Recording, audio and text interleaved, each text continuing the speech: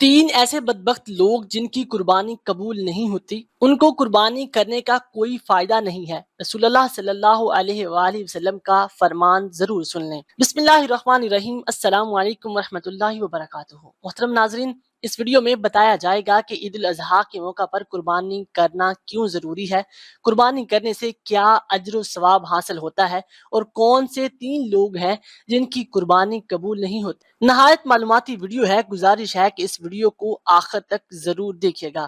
اگر آپ ہمارے چینل پر نئے ہیں تو اس ویڈیو کو لائک، شیئر اور ہمارے چینل کو ضرور سبسکرائب کیجیے گا۔ رسول اللہ صلی اللہ علیہ وآلہ وسلم سے ایک دن صحابہ کرام رضوان اللہ اجمعین نے دریافت کیا کہ یا رسول اللہ صلی اللہ علیہ وآلہ وسلم، بتائیے کہ یہ قربانی کیا ہے۔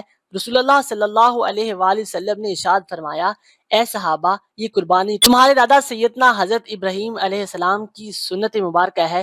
یہ سن کر صحابہ کرام نے مزید پوچھا کہ یا رسول اللہ صلی اللہ علیہ وآلہ وسلم، پھر اس میں ہمیں اجر و ثواب کیا ملے گا اور نیکیاں کتنی ملیں گی؟ تب نبی کریم صلی اللہ علیہ وآلہ وسلم نے ارشاد فرمایا کہ جس جانور کی تم قربانی کرو گے، اس جانور کے ایک ایک بال کے بدلے میں تمہیں ایک نیکی ملے گی۔ نبی کریم صلی اللہ علیہ وآلہ وسلم کی اس حدیث مبارکہ سے یہ بات معلوم ہوئی کہ ذرا حساب لگائیے کہ یہ قربانی کے لیے جتنا بڑا جانور ہوگا، اس کے اوپر اتنے زیادہ بال ہوں گے۔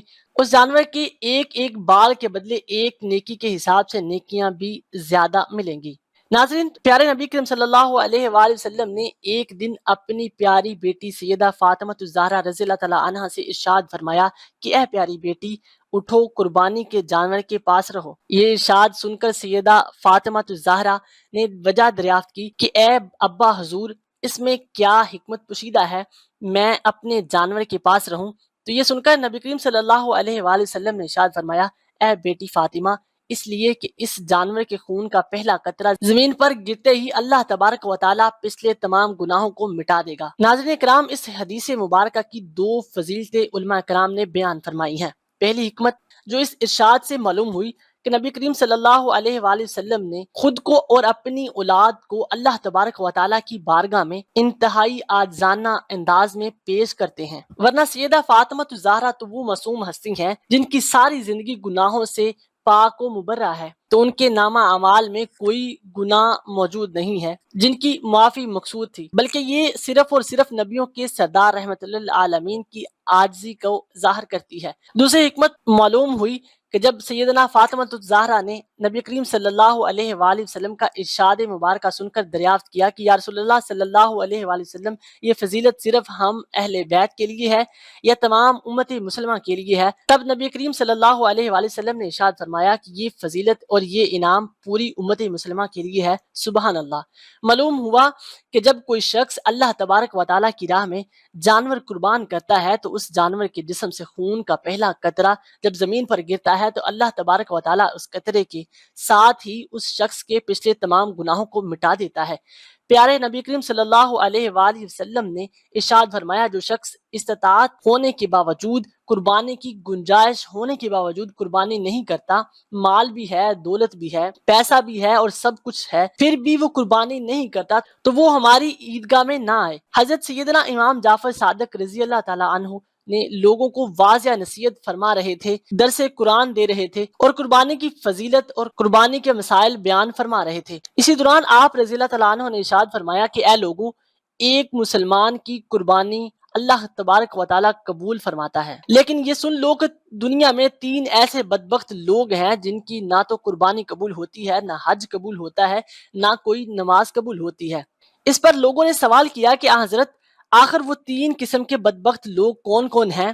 ایسے کون بدبخت لوگ ہیں کہ جن کی قربانی، حج، نمازیں قبول نہیں ہوتی؟ محترم ناظرین، دل کے کانوں سے سنیے گا کہ وہ کون کون بدبخت ہیں۔ فرمایا، نمبر 1، شرک کرنے والا۔ شرک کرنے والے کا کوئی بھی عمل قبول نہیں ہوتا، نہ نمازیں قبول ہوتی ہیں، نہ حج قبول ہوتا ہے اور نہ ہی قربانی قبول ہوتی ہے۔ اللہ تبارک و تعالیٰ کے ساتھ کسی کو شریک ٹھہرانا शिरक कहलाता है। अल्लाह का दरवाजा छोड़कर किसी गैर के दरवाजे पर जाकर भीख मांगना, खैरात मांगना, मुश्किलात का हल मांगना शिरक है। देहातियों में अक्सर नादान लोग अपनी कम इल्मी और नादानी के सबब बुजुर्गों के दरबार पर जाकर शिरक करते हैं। उनसे कहते हैं कि बाबा जी हमें औलाद दे दें, हमें रोजगार दे दें, हमारी मुश्किलात हल कर दें। ऐसे नादानों को ये भी मालूम नहीं कि वो कितना बड़ा गुनाह कर रहे होते हैं।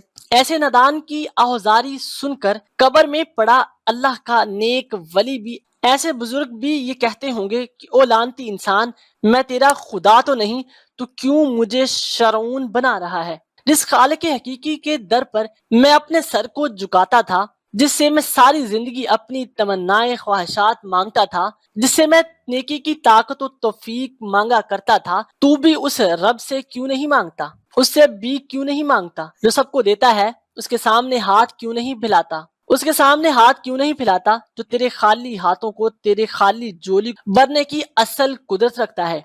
मेरे सामने अपना सर झुकाते हुए क्या तुझे शर्म भी नहीं आती? तू ये इतना बड़ा गुनाह कर रहा है। अल्लाह तबारक व तआला को छोड़कर किसी इंसान के सामने सर झुकाना और उससे अपनी ख्वाहिशात की तकमील की उम्मीद लगाना, यही शिरक है। तो प्यारे नबी करीम सल्लल्लाहु अलैहि वसल्लम ने फरमाया कि ए सहाबा, शिरक से बच जाना, अगर तुम्हारे टुकड़े ही क्यों ना हो जाएं, फिर भी शिरक से बच जाना। अगर शिरक करोगे तो तुम्हारा कोई भी अमल कबूल नहीं होगा। मोहतरम नाज़रीन, क्या आप जानते हैं जब कोई इंसान ज़िना करता है तो अल्लाह तबारक व तआला को उस शख्स पर बेहद गुस्सा आता है। अल्लाह ताला ज़ालिम इंसान पर गजबनाक होता है, क्योंकि एक मोमिन जब ज़ना करता है उस वक्त ईमान से खारिज हो जाता है। इसी तरह एक मोमिन जब चोरी करता है ईमान से खाली हो जाता है। इसलिए अल्लाह तबारक व तआला ऐसे इंसान से गजबनाक होता है। मोमिन जब झूठ बोल रहा होता है, जब सूदी लेन देन कर रहा होता है, जब नमाज अदा नहीं कर रहा होता, तो ऐसी सूरतों में अल्लाह तबारक व तआला इंसान पर गजबनाक होता है। लेकिन इतना नहीं होता जितना शिरक करने वाले पर होता है। यही वजह है कि उलमा कराम फरमाते हैं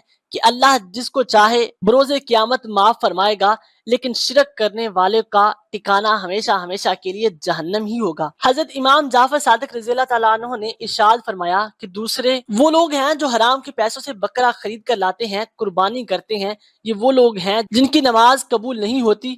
हराम को अल्लाह बेहद नापसंद फरमाता है, क्योंकि हराम पर हमेशा शैतान थूकता रहता है। उलमाए कराम कहते हैं अपनी औलाद को हराम का एक लुकमा भी ना खिलाना, क्योंकि हराम कमाई से खाएगी खुराक उनकी आंखों से हया छीन लेगी, शर्मो हया को छीन कर तुम्हारी औलाद को बेहया बना डालेगी। पूछा गया कि हजरत तीसरे बदकिस्मत लोग कौन से हैं जिनकी कुर्बानी कबूल नहीं होती? फरमाया वो सूद का कारोबार करने वाले, वो सूद का लेन देन करने वाले लोग हैं जिनकी कुर्बानी अल्लाह तबारक व तआला की बारगाह में कबूल नहीं होती। इन तीन लोगों के अलावा सबकी कुर्बानी कबूल होती है, ख्वाह वो गुनाहगार हो, बदकार हो, सयाकार हो। अगर वो मुसलमान होगा तो वो कलमा पढ़ने वाला होगा, तो हर एक की कुर्बानी कबूल हो जाती है। लेकिन इन तीन लोगों की कुर्बानी कबूल नहीं होती तब तक जब तक ये लोग अल्लाह तबारक व तआला के हुजूर पक्की सच्ची तौबा नहीं कर लेते, अपने इन गुनाहों को हमेशा के लिए छोड़ नहीं देते। अल्लाह तबारक व तआला से दुआ है कि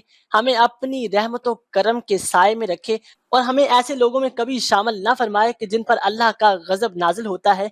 हमें नेको साले अमाल सर अंजाम देने की तौफीक अता फरमाए और तमाम मुसलमानों की कुर्बानी को कबूल और मंजूर फरमाए।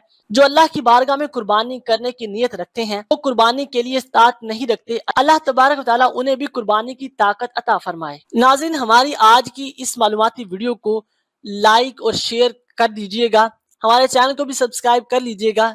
जज़ाकल्लाहु खैर। अल्लाह हम सब का हामी व नासिर।